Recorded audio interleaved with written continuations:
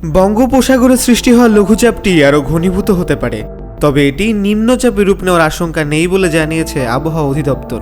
লঘুচাপের প্রভাবে দেশের দক্ষিণাঞ্চলে বৃষ্টির প্রবণতা বাড়বে, তবে টানা 2-3 দিনের ভারী বৃষ্টির পরিবর্তে দেশের বিভিন্ন অঞ্চলে বিক্ষিপ্তভাবে বৃষ্টি হতে পারে।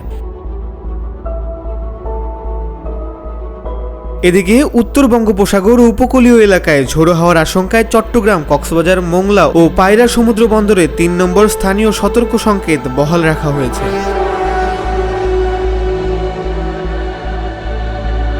মাছ ধরার নৌকা ও ট্রলারকে উপকূলের কাছাকাছি থেকে সতর্কতার সঙ্গে চলাচলের নির্দেশ দেওয়া হয়েছে।